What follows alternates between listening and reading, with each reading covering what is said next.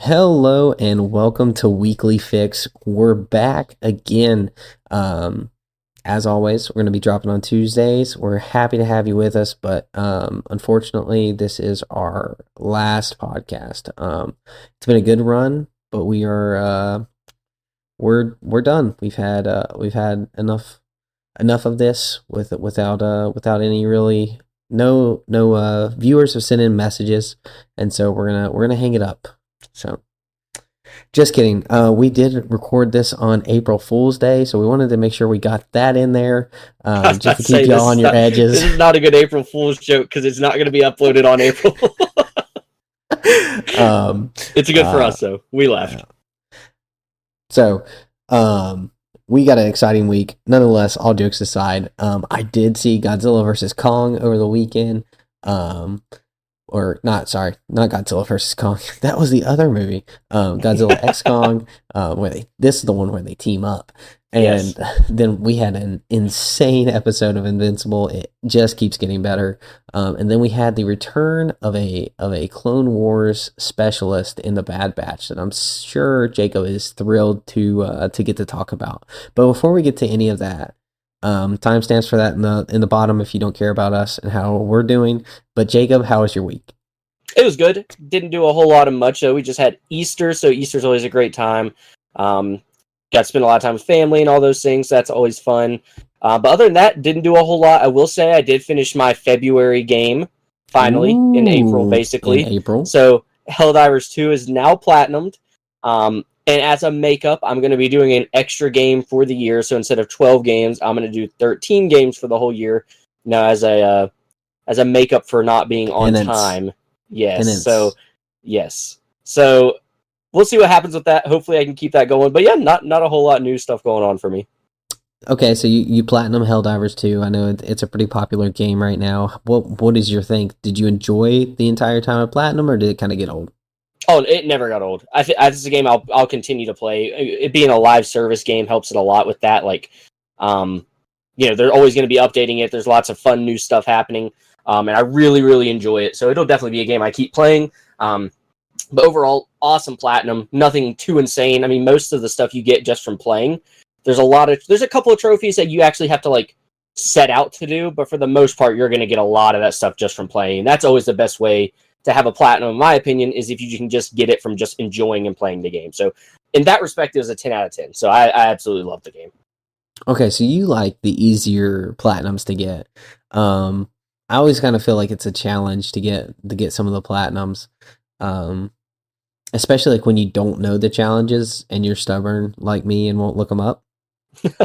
So, Well, see, I don't want like an easy thing to do it. Like, I don't mind if it's like hard to get, but I enjoy like it being, like, you take Elden Ring, for example, something that, generally is a harder game to play.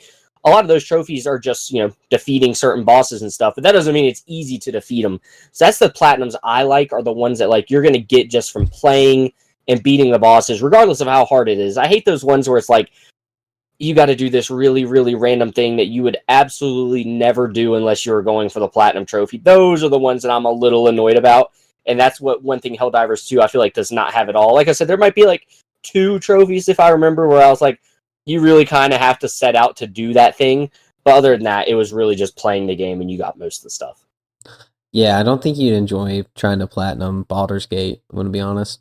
Yeah, there's probably a whole lot of go here and do this, and you're probably never going to ever do it again. But Yeah, I saw one the other day, and I was like, man, I don't think I would ever found that because it was a secret one, and it's pretty challenging to do and something I wouldn't have thought to do. But the devs knew that the player base would be as creative as they could possibly be, and so they created a pretty cool challenge. And the fact that it's in the game, I think is just a props to the devs that they knew this would happen. It's a certain way to beat a boss.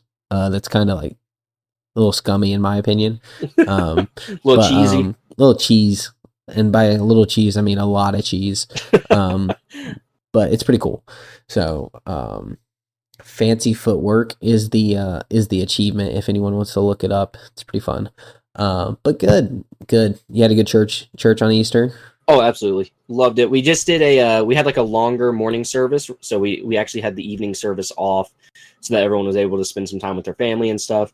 So we just had like a longer service. It was about like a little close to 2 hours. So that was fun. But yeah, I really enjoyed it. Nice. That's awesome. Yeah, we absolutely love Easter in my household. We actually had some friends over after church.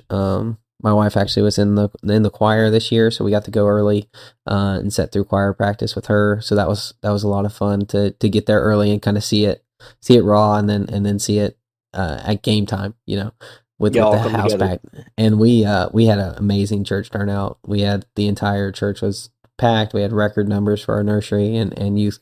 So that was absolutely amazing to see. Just an amazing day to worship an amazing Lord after an amazing week. So, kind of hopping right into it. We last time we told you going to go see Steph. That was a lot of fun. That was a blast. You got to see a Draymond ejection. And the seventh fastest ejection in the entirety of the NBA history. He was really going for it. 3 minutes and 40 seconds. Absolutely crazy. Got to see an incredibly emotional Steph. He got to Yeah, kick that was over really some chairs. strange. Dude, Really I've strange. never seen. Dude, he is so desperate to win right now that he's kind of losing himself, and I love it. It's Yep. fun. That level of competitiveness is what separates the good players from the great players. The Tracy McGrady's from the Kobe Bryants. Both could have been something, but that killer instinct, that absolute that need that need to win changes things. But kind of like Kong has a need to win his battles. So I did say I was going to take the journey on Godzilla versus Kong, and I do have to say I didn't make it. Understandable. You gave yourself a very short timetable with a lot of other stuff going on. Yep, I had 2 nights to watch 4 movies. I got 2 of them down, and I felt pretty proud of that. But I couldn't sit there on a Friday night exhausted and watch more movies. I was like, I can't. I gotta do something else. Yeah. I just want to stare at a wall for a little while. Yeah. So, but it was I didn't want to stare at a wall. I was like, man, after watching Invincible, it's kind of like, do I really want to sit through? But anyway, I did enjoy it. Let's just preface that out of the way. I've seen the 2 first Godzillas, and I will say, first 2 Godzillas were fine. I absolutely, it's hysterical to know what the Japanese had Godzilla represent. Do you know what Godzilla represents? I'm assuming you do. Yep. Yeah. And long awkward silence. What does it represent, Jacob? Huh? Oh, you're taking care of all this. No, you got it. You go for it. No, what? You go for it. No, you why go for did it. Okay. Well, okay. So Godzilla is to represent the nuclear bomb that Americans dropped on Japan. I don't want to be the World one War to II. break that news. Yeah. And I just love the fact that he's this massive monster kaiju to be feared, and like it's always shown through the eyes of people for the Japanese versions, and in the American version, it's like that's our hero. Yeah. Hero. That's who we're rooting for. We're rooting for that guy, and like in Godzilla King of Monsters, he's like circling the globe, and he's like keeping the peace among all the other titans. He is the apex predator. He is the apex predator, and it's like that's America with our nuclear arsenal, dude. We're just ready to take down whoever. And so, this massive viper stands up, king of outer space alien monster, and he's gonna wreck the world. And Godzilla's like, I'm gonna save you with my nukes. And then everyone else is like, whoa, he's so powerful, we're going to stand down. It's like, whoa, that's what we did.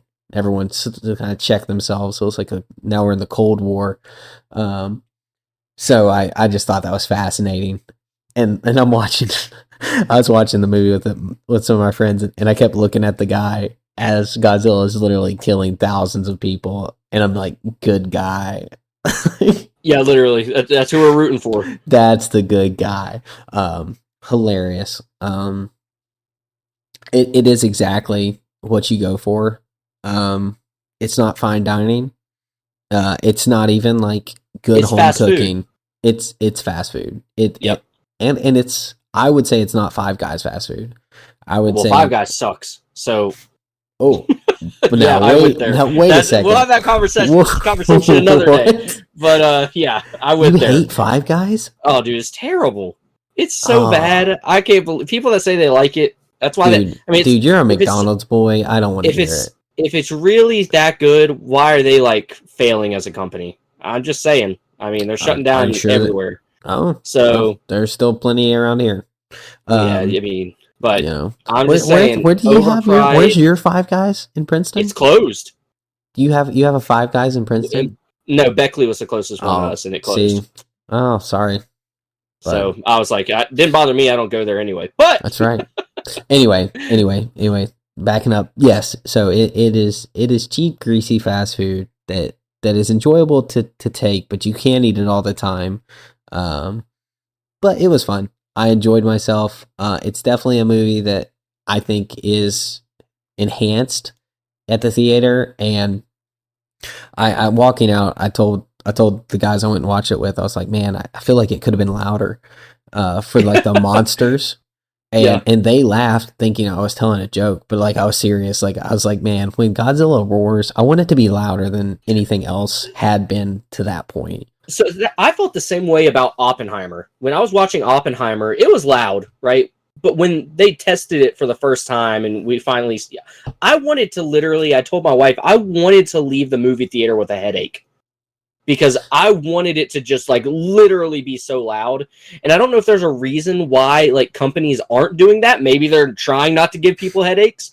But like I feel like there's some moments where you really need to just give in to what is actually happening on screen. Well, I think it depends also on the moments, how many there are. I remember watching Dunkirk, and Dunkirk was the loudest movie I'd ever been to in a theater. And it was amazing because it wasn't all the time.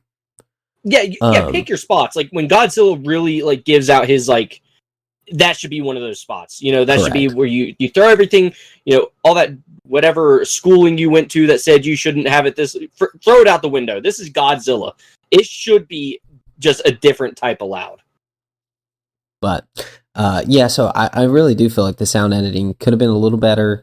There is some really good CGI in this movie. There's some terrible CGI in this movie. Well, I can't have both, I guess. I'm gonna go ahead and go. Are you cool with spoilers? Oh yeah. It'll be a while until I watch it. Yeah, a little bit of spoilers. There's a moment where I guess the Messiah of Inner Earth type lady who comes to save the day walks. I'm not gonna tell you who it is, but kind of walks out with Mothra, and it is just a hilarious scene. I mean, I feel like I probably with 20 minutes could have been like snip something to better, like screenshot side by side. Like I'm not saying I can make like the video of it, but if you give me PowerPoint in a few minutes, like I could have made a screenshot that would have looked pretty close to that with limited resources. And I know everyone's gonna probably disagree with that, but I laughed out loud at this movie so many times. There's a point where he picks up a little baby Kong and starts hitting other Kongs with a baby Kong, and like, dude, it is some amazing fast food. Now, when that happened, were you the only one that laughed, or did you at least were there some other people that were laughing with you? Oh no, we all knew what we went to see. It was a joy. Well, at least you didn't get that one, try hard Godzilla Kong ultra fan in there that was like, this was the culmination of his life. So correct. Yeah, no, that was good because I don't know if we would have still been friends if that was, because I was having a great time, but for all the wrong reasons. Yep. Man, there's one more thing I was going to say about the last serious note about it was Kong is significantly better of a character than Godzilla. And I think just from a movie aspect, with the actual personality that Kong can have, and what they relay, at least in this movie, they do a significantly better job.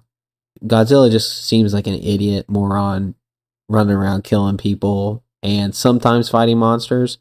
Kong seems to actually have a story arc and actually has.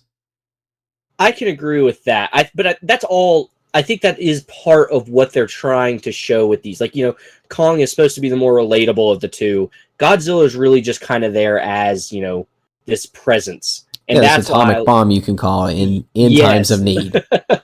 That's what I like about him is he doesn't need a story. You don't need a reason to like him. You just do because it's Godzilla. And so I get what you're saying. I agree with like Kong definitely has a better story and he's more relatable and he actually has like they actually do some character development for him.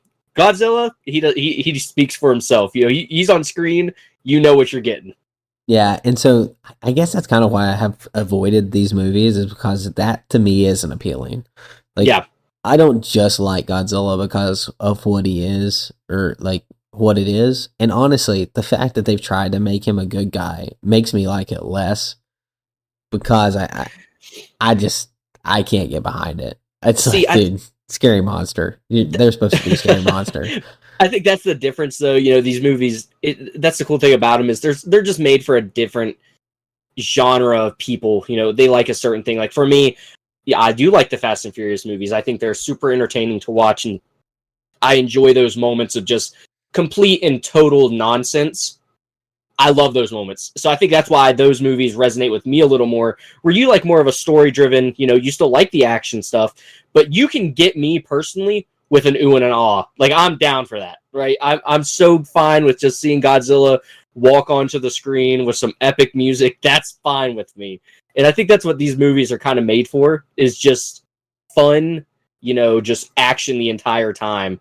Which I don't know if this one's action-packed the whole time, because I haven't seen it, but that's what I do like about them. The previous ones, a lot of them are a lot more just like, Kong versus Godzilla, just head-to-head. I love that stuff.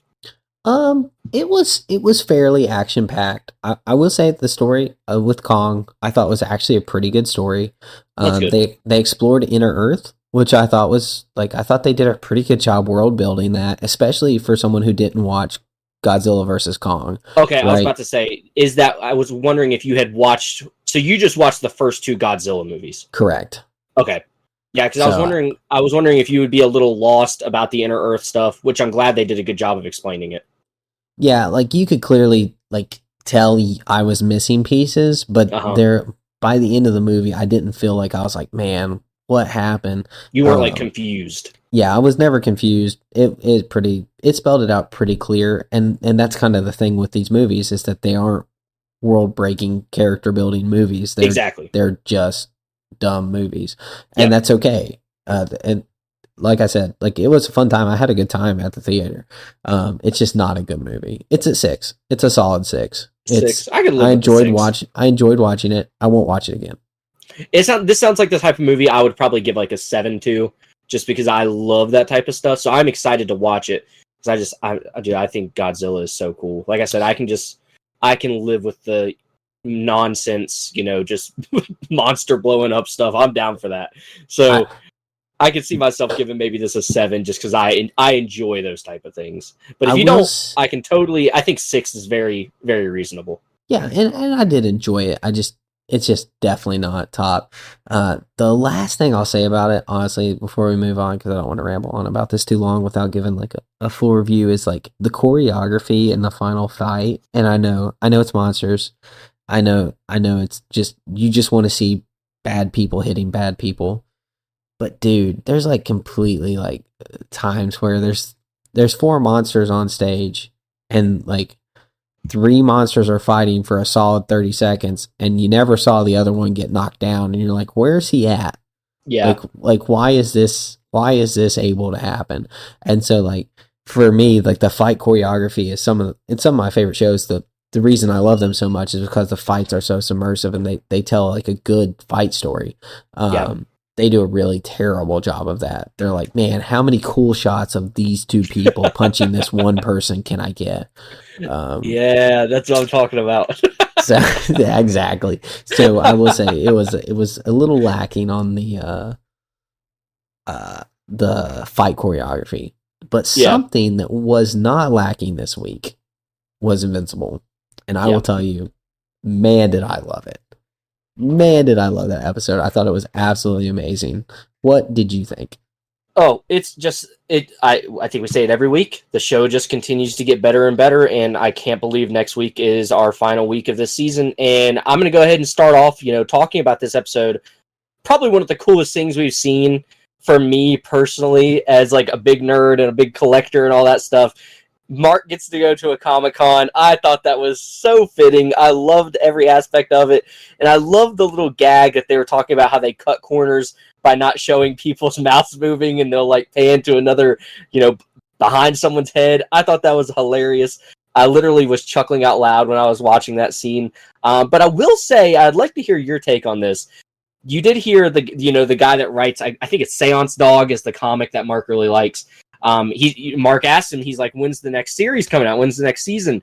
And he says, it'll probably be about a year from now. Do you think that was a hint at how long it's going to be till the next season of Invincible drops? Oh, absolutely. I think that was 100% them taking a second to actually tell when. But you did touch on the comic book, the Comic-Con where they were distracting and showing those pans. I was laughing out loud too. I was like, this is so amazing. Like the comedy that they were displaying there is right up my alley. And honestly, the show, we touched on it. Like the animation isn't on the level of like the Bad Batch animation, but it's fun. And if we can get content out quicker, I'm good with a little bit less because the story's so good.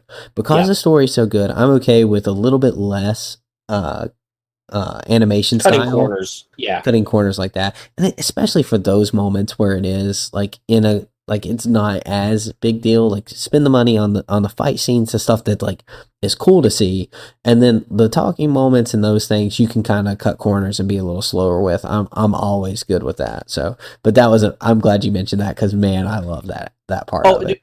And I thought it was not only like funny, it was really a cool way to kind of, if you're not a big nerd and you don't keep up with how animation is done and all that, it was kind of a cool little like sneak peek behind the scenes that like, hey, these are some things some of your favorite shows probably do that they would never tell you they do. And I thought that was really cool. Like, it was really cool being like, hey, you ever wonder why you see someone's back of the head when they're talking? It's because they didn't want to pay to see that animation be, I thought that was really cool, and they did it in a funny way.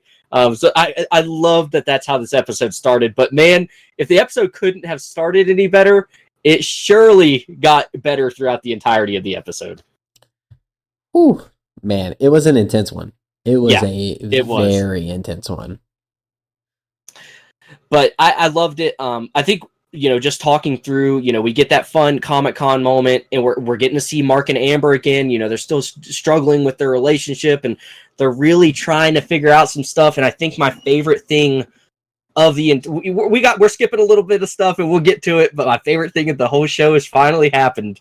They are no more. Hey man, I'm gonna be honest, dude. We're doing pretty good on the predictions. Yes, we're doing pretty good on the predictions. I know. So I would say some people out there probably think that we've read the comics, but then I also know there's probably some predictions that we've made that are so wrong that they're like, you know what? There ain't no way they've been reading. Yeah, no, I don't think anyone's out there thinking that we're undercover actual Invincible readers. I think we missed way too much. But man, dude, when Anissa showed up and had her hand on the back of Amber's neck, I was like, oh my goodness, this is insane. And like, they did such a good job showing the absolute fear and like crippling like shock in a character, like, and it was perfect for Amber, the tough character, the one who is strong enough, the one who is like doesn't have powers but is strong enough to live in this world. And they touched on it when they were breaking up, but like she's not strong enough. She can never be enough to survive in the world that he lives in. And I thought that was a crazy moment. it was so real, right? Like she's like, I can't live in your world, and it makes so much sense, right? And one thing I wanted to touch on, there's a couple other things I really want to talk about. I thought Rex was really cool in this episode. I'm Oh happy to see yeah. him getting back out there. I loved the design of the Davy Jones-esque monster. Thought that was a really cool character. And one thing, we'll touch on it a little bit real quick. I like that they showed, the Guardians are really, they talk about it, they're the strongest team on Earth, right? But they really showed how much stronger someone like Invincible is. When he showed up to help Rex there, it was over in a matter of seconds, right? Yeah. Rex was struggling with these people. I mean, he probably could have died there if Mark doesn't show up. So I thought they did a really good job of, they did a really good job of showing, this is a different league that Mark is in, and it shows why Cecil is so dead set on keeping him around, because he has to. So I really like that aspect of it. But yeah, touching on that Amber and just she can't live in his world. One thing that I kept thinking about was it's really kind of impressive that Nolan, Omni-Man, was able to do it.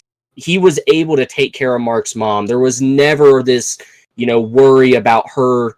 She didn't really worry about dying. Like Amber comes to that feeling of, I can't live like this. I thought that was a really cool thing that they touched on a little bit without really saying it, is it kind of showed how much more Mark has to go before he's even close to that level. Well, yeah, and then they completely demonstrated it by Anissa just and I hope I'm saying her name right. Just absolutely destroying him in that fight, because I mean he was not standing his ground. Not even close. He was getting run through, and that sucks. But I think that's actually going to push him to become more toward Omni-Man levels of ability. I mean, because he's got to start training, right? When he sees he can't protect the ones he loves, like he's got to do something to get stronger, right? Well, and they touched on that. Cecil had granted him 2 days off a week, and Cecil shows back up after Anissa absolutely destroyed him, and he goes, "Hey, sorry about those 2 days off, but you're not getting them anymore." And Mark's like, "Yeah, I know." They're really setting it up. Mark has to go through something here soon, because as much as Cecil needs him, Cecil, I think, even realized, look, you got a long ways to go, man, because you cannot do this. You just got absolutely toyed with. He was even to the point where he was saying, "Hey, just agree with her. We'll figure something out later, but I can't have you taking this much damage." Yeah, well, dying. He was, Cecil was about to lose his most powerful asset, like you just said. Like, he's so crucial to the Guardians because he is on another level. And Cecil is looking at his number one recruit literally about to die. And he's like, dude, say whatever you got to do to live. Yeah, we can figure it out later. But Mark is so scared of becoming his dad and falling to that side, he won't even touch it. And I love that. That is what you want in a character like that. Like, I get the whole Cecil thing, and you're like, yeah, maybe he should just say, okay. But you're like, yes, do not just give in to this. Fight, stand up for what you believe in. And that's what they do such a good job with his character, is he is not going to let that happen like what happened to his dad. Correct. And that's so cool. Yeah, it's awesome. But I think there's so much more. Like, I just, everything, it's so much fun. We see Anissa go back to the ship where we see the commander. I forget what his name is. Because we've only seen him like once before. General, I guess something. Twice now. Yeah. We see him, and he's got to be ultra powerful if he's in charge of all of this stuff going on. And I'm really interested. Something that really stuck out to me was Anissa said, I came this time, but there's someone else coming that if they do show up, it's over. So I'm really interested to see who that's in reference to. I wonder if that is the general. I wonder if there's another Viltrumite that might just be real bad. I think they're referring to the general in that moment. I'm trying to, General Craig. I was trying to find it. Yeah, General Craig, because they have a pretty high name voice actor for him. I would say that's probably who they're going for, but who knows? Yeah, but it is Clancy Brown. It is the voice of General Craig. So, I would say that's probably man. I didn't know he did Mr. Krabs. But we got Mr. You Krabs do up here, learn one of the something most new every powerful day. Vegemite. Yeah, sorry for the sidetrack, man. But that's a really fun moment. Just the, hey, you see how much more powerful I am than you, and like there's somebody who will wreck you, Yeah, and there's someone has worse than no me. compassion. Yep. Oh, that's another thing I thought that was interesting about the Anissa character was she did you kind of were like, okay, she's just being real with Mark. Like she's trying to just tell him what will happen. And he was being stubborn about it, which we both are happy he was stubborn about it. But she was also, she was like, you did this. This is not me just coming down here to beat you up and take your world over. I'm just warning you of what's coming. And I really like that character development. Even though it's our first time seeing her, they're showing us a little bit more of whether that was her job or not, because she does say, I'm not here to kill you. I'm here to warn you. So Yeah, it is interesting, but I do think it was cool that she, wasn't there literally just to beat him up and leave. yeah. Well, because they want him as part of the Empire. They Yeah, see him as a he's an ally. thoroughbred. Yeah. Yeah. And, like they said in that, they don't make a habit of killing their own.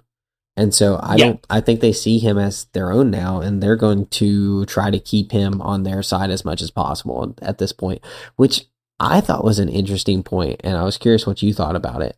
Do you think that Viltrumites are lacking numbers?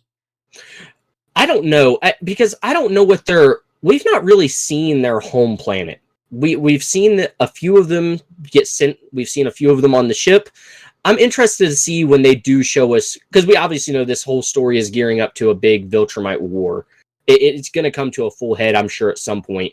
So I don't know if that's why they're so lenient, because Mark is a Viltrumite, but he is kind of like a half-breed because his mother isn't.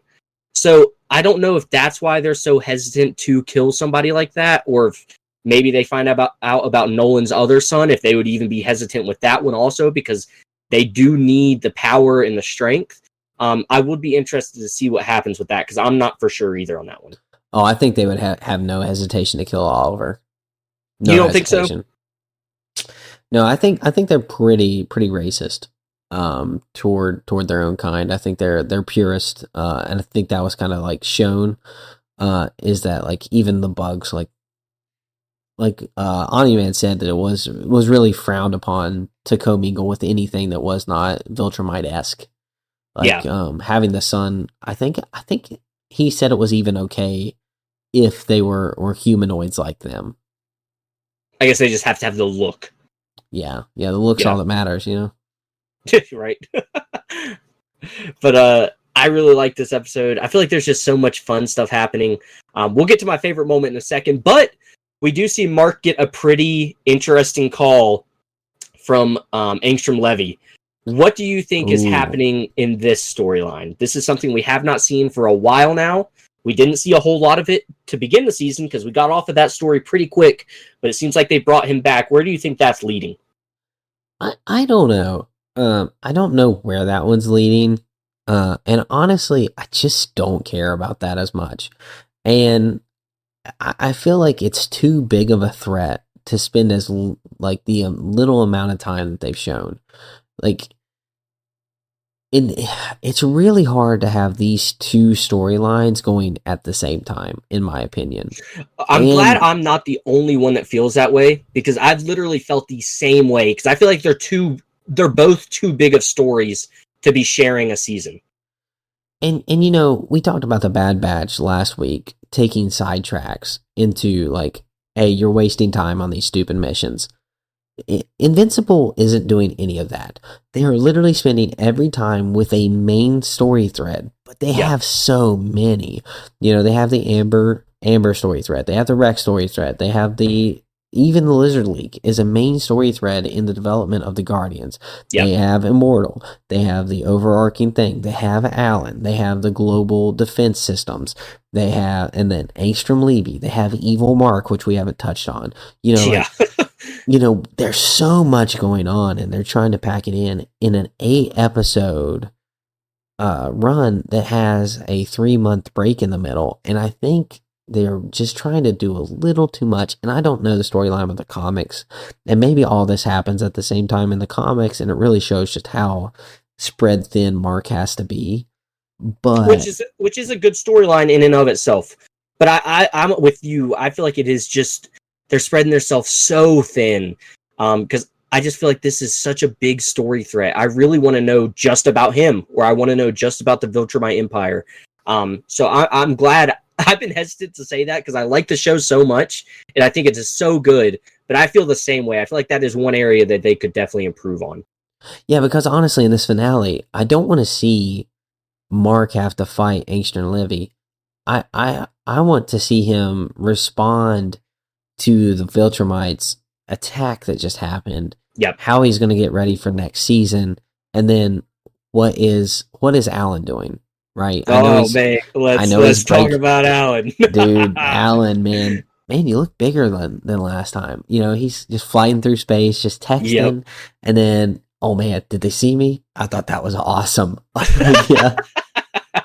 Dude, they saw me. I love him, man. Oh wow, that didn't hear near as bad as last time. And like, dude, I just love it. And dude, we talked. They really made a big emphasis on when Mark was fighting Anissa, how fast she was. Like, Mark was like, I can't see her. I can't throw a punch without her moving. Dude, Alan had zero issues. He was dodging her punches.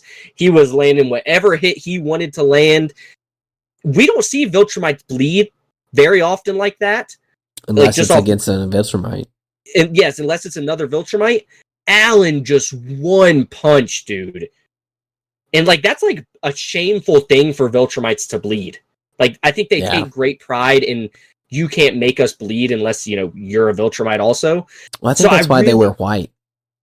Yeah, it could be because you can't. And also it's another thing, you know, when she dashed through that big kaiju monster, right? If we talk about Godzilla, there's also a kaiju monster on Invincible this week.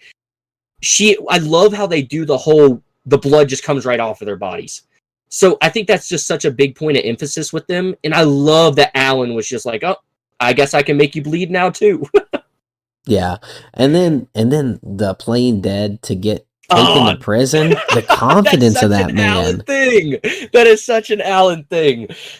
That was a crazy, absolute crazy difference to do for him. Like, man just got wrecked by 3 of them to the point of death, honestly. And then he, like, Nopens, you know, we talked about it even when that happened.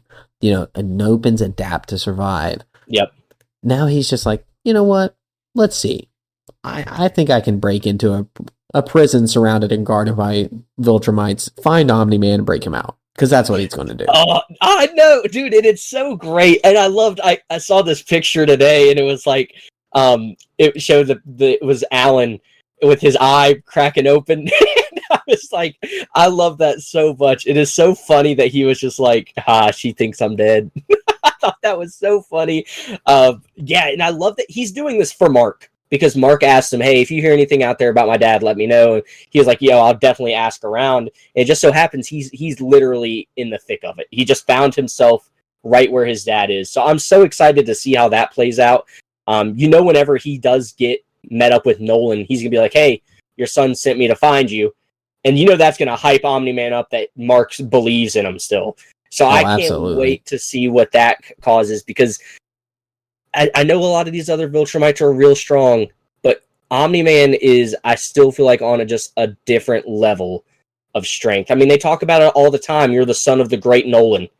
So, obviously, he's held in pretty high regards as a Viltrumite. So, I'm excited to see him really kind of flex his strength again, because we got to see it a little bit before, and then he got cheap-shotted. So, I'm excited to see, you know, no cheap shots, just head-to-head, what him and Alan are capable of. And I really hope that's what we get in this last episode. You think we're going to get it this episode? I hope so. You know, we're talking about the Angstrom Levy thing. Obviously, that's going to take priority in the story because he's got Mark's mother, you know. So Mark's got to go there. I would be happy if this last episode is a 50-50 of Alan and Nolan breaking out of the prison and Mark fighting Angstrom Levy. I would be perfectly fine with that. I feel like if you're going to put so much time in each of those stories, let's get a good season finale with a 50-50 of both story. I think they could really pull that off. Yeah. I'm totally fine with that, and I hope they do. Now, something else that we both been really enjoying is the Donald storyline. Yes. How do you think they did kind of wrapping that up, giving him a super satisfying conclusion? Absolutely loved it. It was better than what I could have imagined them doing for him. I love the whole, I continue to like Cecil as a character. I really like the dynamic that he brings to the story. And he's like, look, here, I'll take you to see all your memories. Look how many times you've died. And also, it was you that doesn't want to remember these things. It was you that told us, hey, wipe my memory whenever you bring me back. So I really am excited for that storyline because it feels like he has kind of come to terms with the fact that he might not be the original Donald. He might be this, machine that's just been, he talked about, every time he's put back together, he loses just that much more of him. I really like that. I think he's just going to give into that and just be a wrecking machine. I really think he could be a really cool asset to the Guardians. Obviously, they're kind of shorthanded right now with no duplicate. She's gone. We know what's her name is still in like the ICU. I always forget her name for some reason. Yeah, Shrink Ray. Shrink Ray is still in the ICU. Rex is back out there, but we can see he's still struggling to get his feet back under him. They could really use another asset. He got that cannon now. Yes, which is super cool, super cool. Yeah, Rex got a power upgrade. He did. But he's still just getting his whereabouts back under him. He talked about being still kind of scared to be out there again. So he's still trying to figure himself out. They're really shorthanded. I would love if Donald really just embraces that robotic aspect of him and just becomes like the Terminator almost. Like, I think that would be a really cool storyline for him. Because you do know that Cecil's making more of those soldiers anyway. Yes. That Sinclair little zombie creatures. So I do know for a fact that like that's going to be like probably maybe Donald leads those. Right? Maybe Donald has his own little regiment. Army. Yeah, that would be super cool because they need them. They're very shorthanded.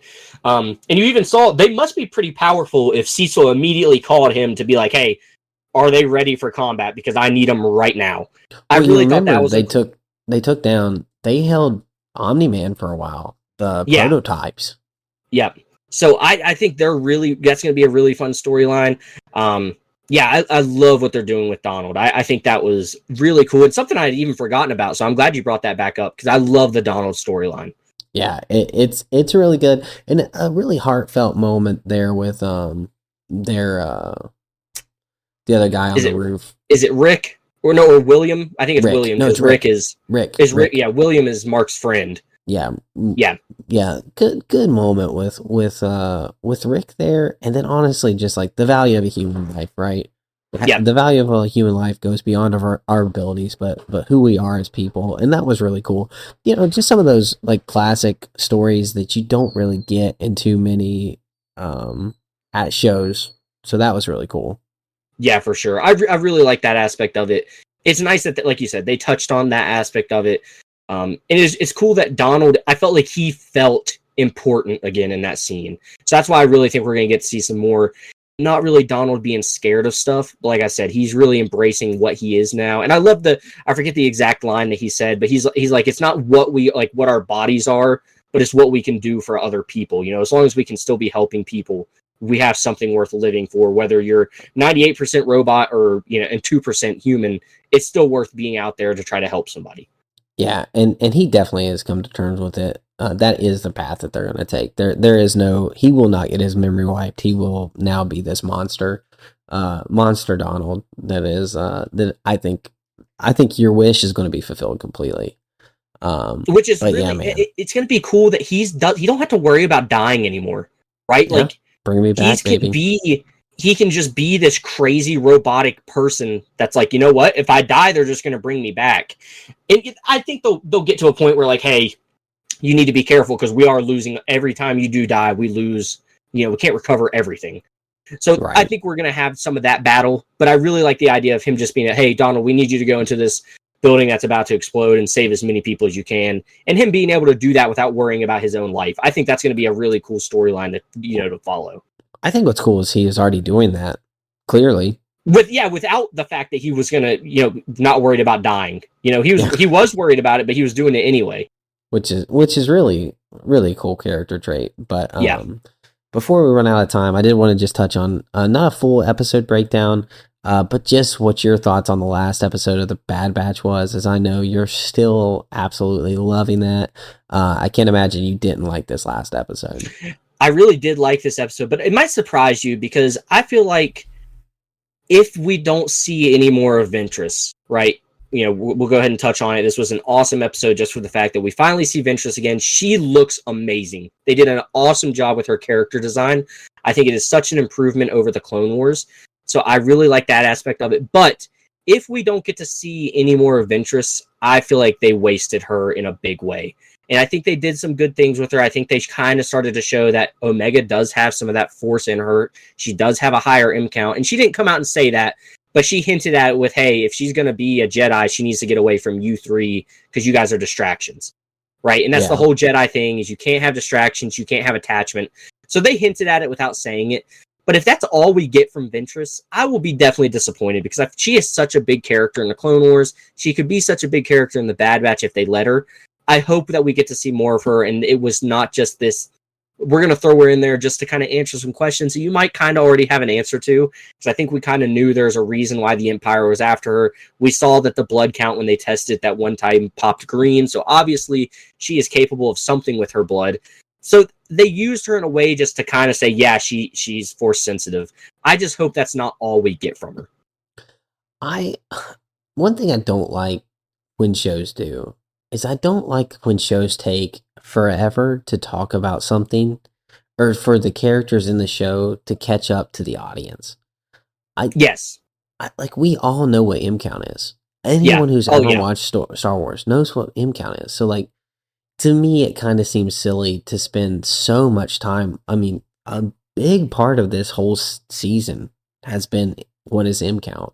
They had a whole episode dedicated to it, like just trying to figure it out, and like, and even more before that. And I'm like, dude, like, and it's annoying too because these are clones that fought alongside Jedi.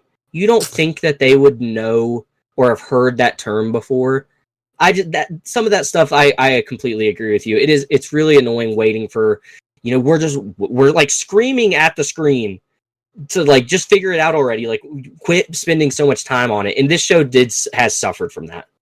Yeah, but you know, it's still doing okay. Yeah, no, I still love it. Those are small complaints, but like, it's just where the writing can get a little bit better, I believe. In some kind of wrapping this up, and like, these are the complaints you get as a good show comes to its final end, right? You know, yeah, you always have the pressure of, are you gonna nail the landing?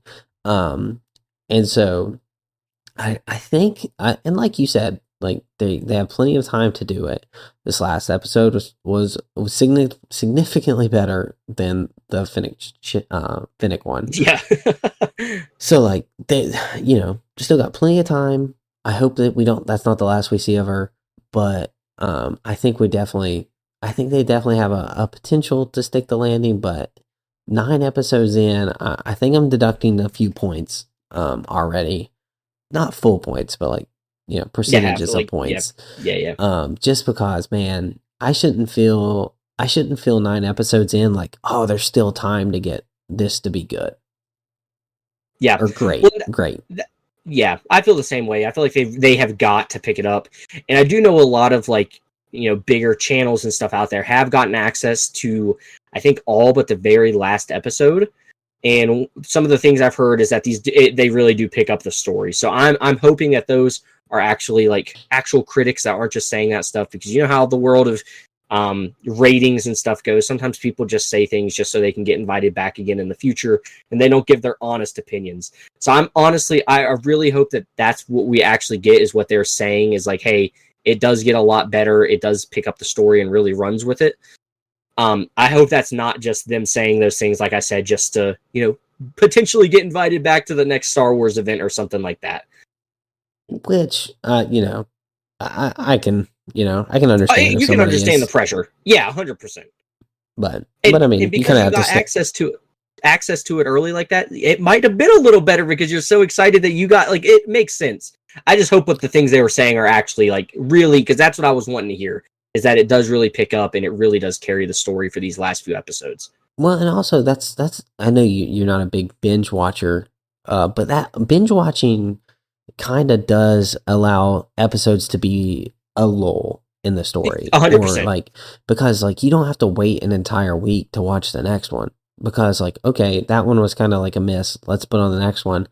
And like that doesn't sit with you for a week that you were disappointed. Yeah. So I do think there is like when these reviewers get the full season and get to watch it, I do think they get a little better experience because like no one really set out to watch these. Like when you get the DVD, you're not like, okay, I can't wait till next week to watch it again. No, like you're supposed to watch it all.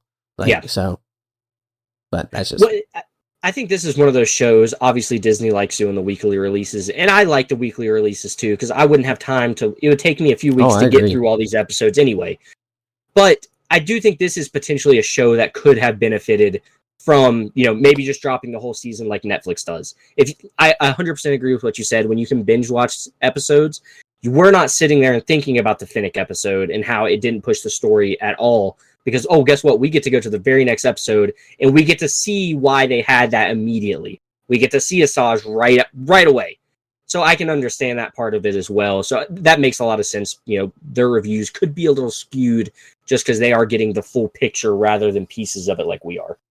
Yeah, and I thought we were getting more episodes released at a time than we have. We're only getting 2 days where we get extra episodes released. Yeah. So Yeah. I kind of misinterpreted that when I was looking at the release dates. And like you said there, like Finnick entire reasoning was to bring oh my goodness. Say her name. Ventress. Ventress into the show. And like, man, if they would have just did like a 10-minute little run and then another 10-minute little run with Ventress, like they could have made that episode good. Yeah. Like, but anyway, that's I kind of just wanted to hear your thoughts. I know you that's your favorite IP and one of your favorite animated shows of all time for Star Wars. So I wanted to make sure that we touched on that. I'm still, and all these criticisms, I still absolutely love it. Like I can't wait till Wednesday. I'm so excited for the next episode. I still absolutely love the characters. They have given these characters so much depth that I really enjoy it. Those are just my little nitpicky things that I just wish they would improve on. And you get 2 episodes on Wednesday. Yeah. So get 2 coming out: Identity Crisis and Point of No Return. So probably focusing on Echo's choice is my guess for the next one of what she's going to do now that she has the knowledge that she is potentially. It's going to be so interesting because, oh, dude, I'm just waiting. I feel like we're all just kind of waiting on someone to die. I hate saying that out loud, but it feels like something is going to happen because they've given us so much character development with someone like Crosshair. Like, we've really fallen in love with the character and, the battle he's gone through, to get back to where he is. And he's finally starting to, he kind of had bought into the idea that you can't become good again. Yeah. But it sounds like Omega has been like, hey, you can turn around. You don't have to continue down this path. And he's finally starting to realize that. And, you even see it in the scene where after they had already fought Ventress, he does help her get into the ship. He reaches his hand out to you can be good again. Like you can change your past. And those little story beats, dude, they're just going to be so heartbreaking when we lose a character. And I could be wrong, but I just feel like something's coming to a big ending here. So I'm excited to see what they do. Yeah, me too. But anything else? I know you've been watching a ridiculous amount of My Hero. Man. Yeah, it's oh, dude, it's so good. I think I told you. I don't know if I said it on the podcast, but it's battling for maybe my favorite show of all time. It is so good. Man, that's big. I don't even know what else to say about it. Like, if you know, you know. If you don't know, you need to watch it. That's about all I could sum it up to at this point, because it's just awesome, dude. It is such a fun show. Some of the most epic moments I have ever seen in television or anything like that. It is just so fun to watch. So like I said, if you guys haven't watched it, give it a chance. Even if you're not a big anime fan, I think you could really, really come to like it, because this is my first one I've ever watched, and I'm completely hooked in it now. So yeah, it's super good. Man, That's awesome. But with that, we're gonna close out the weekly fix. I really appreciate y'all stopping by for us. The joke in the beginning was just a joke. We'll be back next week with No, more we things won't. to We're done. discuss. Invincible finale coming at you, and then we got 2 episodes of Bad Batch. And if you have anything else y'all want us to talk about, send them our way. I think we might be quickly pulling a movie to watch a week to review kind of from the archives that we haven't seen. I know 2001 Space Odyssey is one that's on my docket that I was thinking about making us both watch to kind of talk about if you haven't seen it. I know it's an all-time great sci-fi that is a shame I haven't seen it, but I haven't. So I'm really excited to maybe get some of that stuff on the docket, but let us know what y'all think, and we will catch you in the next one. Have a great week.